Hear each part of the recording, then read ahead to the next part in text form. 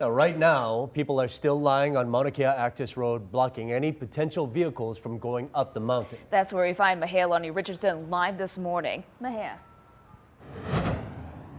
Aloha, Grace and Steve. Well, I'm about an eighth of a mile up the Summit Road, also called the Mauna Kea Access Road. You can see behind me hundreds of protesters have gathered. Yesterday it was about anywhere from 200 to 500. There is definitely more people here than yesterday when they had that 12-hour vigil.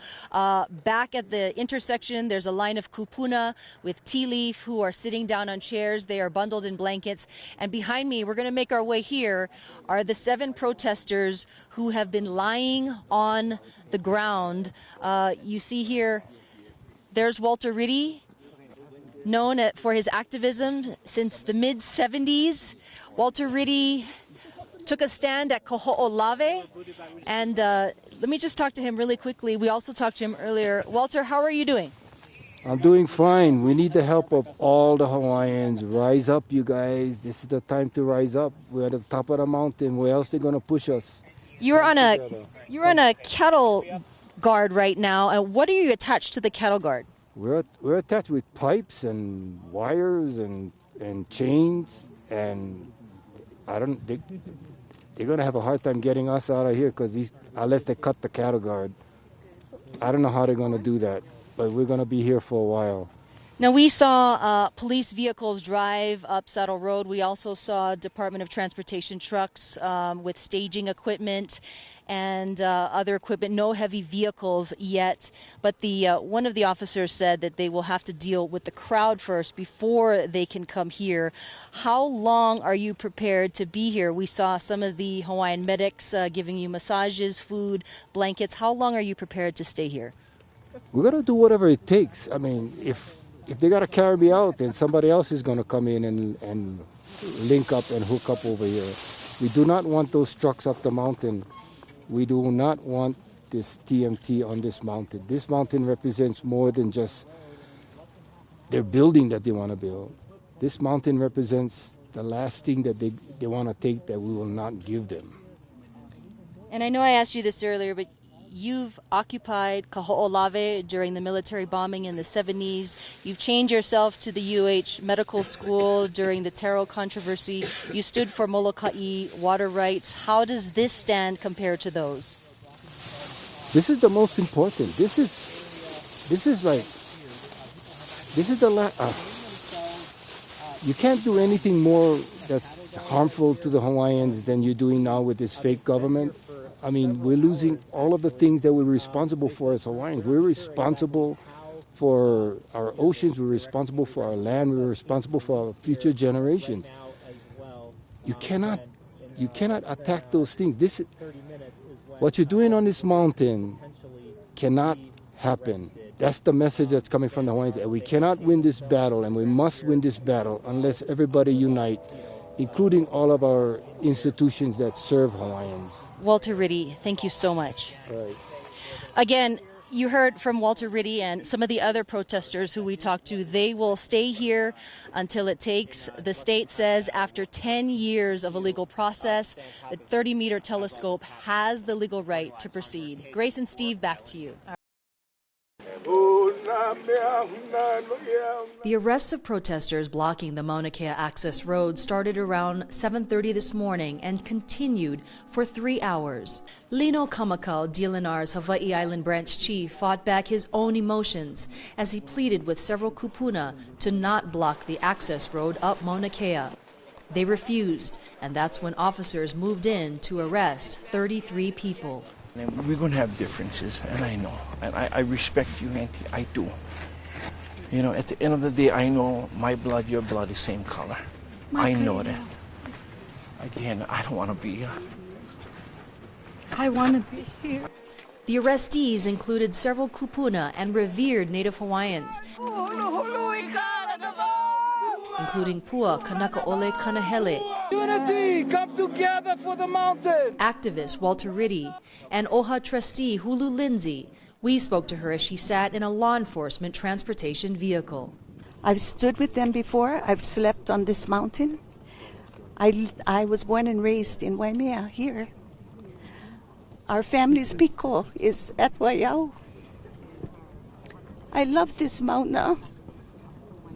I rode horses around this area with my papa. This land is just so beloved to me.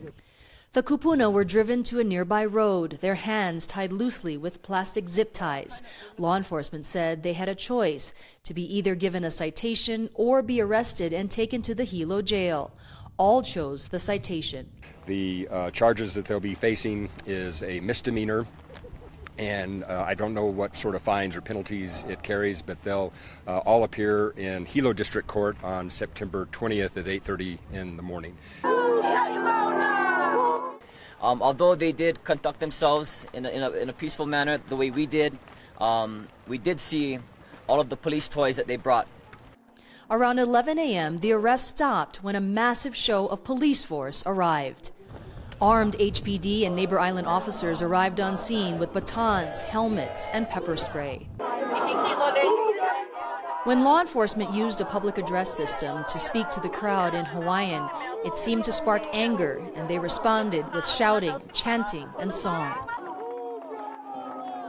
Then officers retreated after negotiations were reached. There were some cars blocking Daniel K. Inouye Highway, and activists agreed to move them if the new massive police presence left. The highway was closed for 3.5 hours and included 30 miles of the highway. At an evening news briefing, activists were surprised to learn the governor had made an emergency proclamation. We are very concerned about the governor's irresponsible declaration. The activists say they are in it for the long haul. As for the governor's proclamation, it's not clear what exactly that will bring here. Reporting from the base of Mauna Kea, I'm Mahealani Richardson, Hawaii News Now. Just on the island, I thought it would be good to be here and visit and be able to talk with people. And Governor Ige, you handed over authority of the operation to Big Island Mayor Harry Kim. Does this show that this is a failure of your leadership to handle the situation here?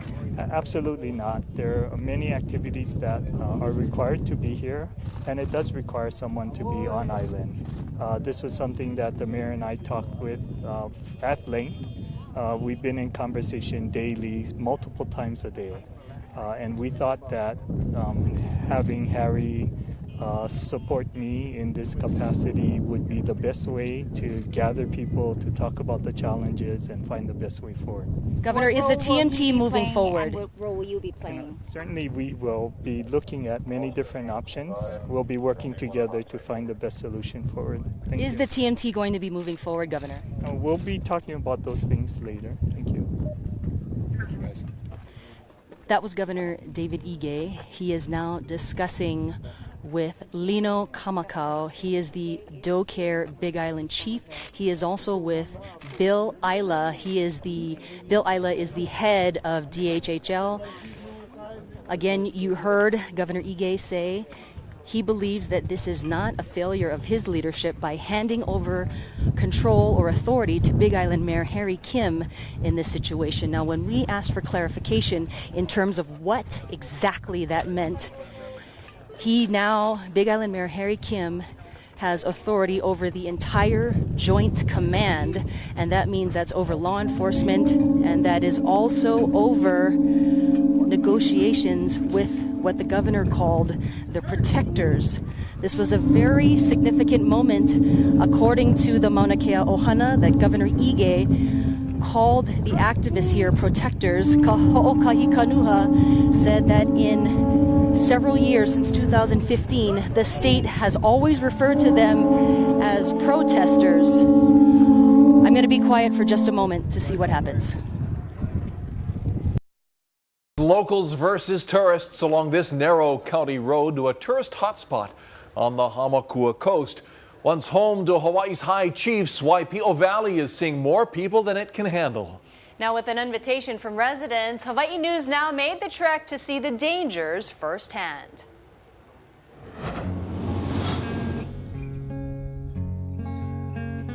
Waipio Valley, considered by Native Hawaiians as a vahipana, a sacred place, is magnificent from every angle. With its black sand beach, fertile fields of kalo or taro and majestic Hi'ilave Falls, one of the tallest in Hawaii, Waipio Valley transforms the soul and takes you back in time. That's the mo'o. Dwayne Leo Vicente has the towering falls in his backyard. For me, it's like living in a different world. It's like a dream. All the way back, bro. You gotta go all the way up there.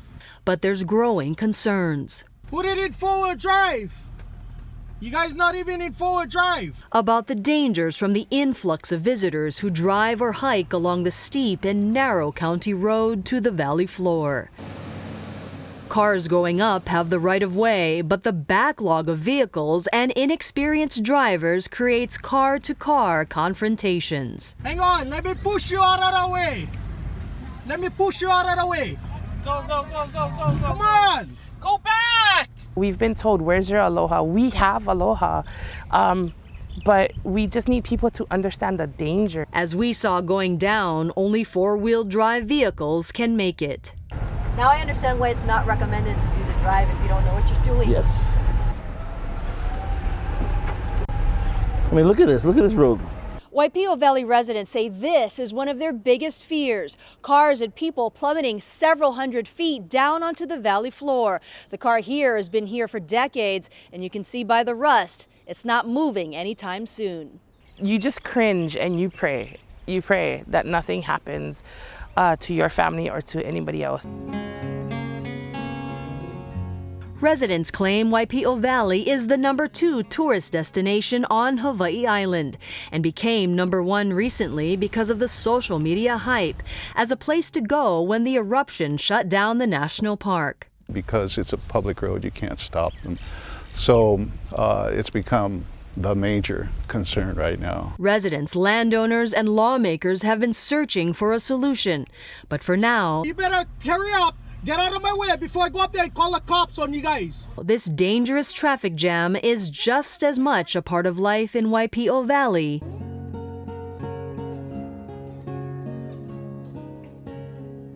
as its beauty.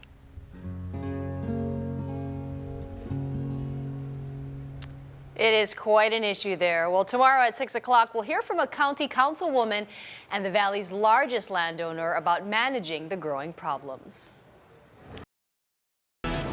A great-grandmother from Honolulu found the Fountain of Youth at 12,000 feet up. That's right. Mahealani Richardson takes us to Mokuleia for the high-flying birthday party.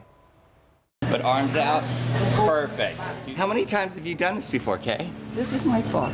This is your fourth time? Yeah. All right, this is so exciting. What is the occasion?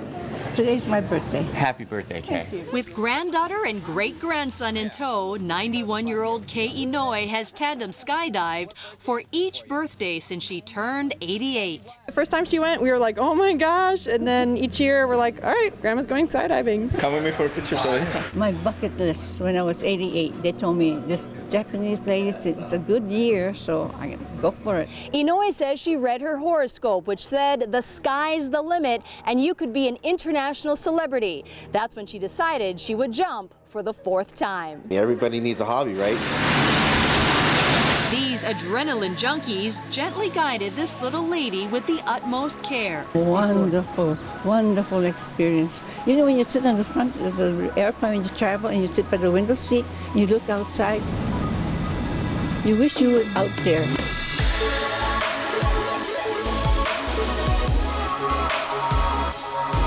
In a flash, she's free-falling from 12,500 feet.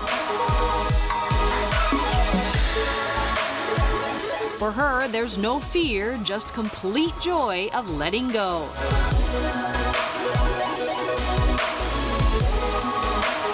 Everyone anxiously waits and watches. And then there's the sudden rush of landing. How was it? Oh, it's great, just great. Yes, beautiful. The Oahu is beautiful. It was awesome. It reminded me of skydiving with my mother. For this great-grandmother, it was a very happy birthday. How was it? Oh, it's great. Yeah? Great. Yes. Mahealani Richardson, Hawaii News Now.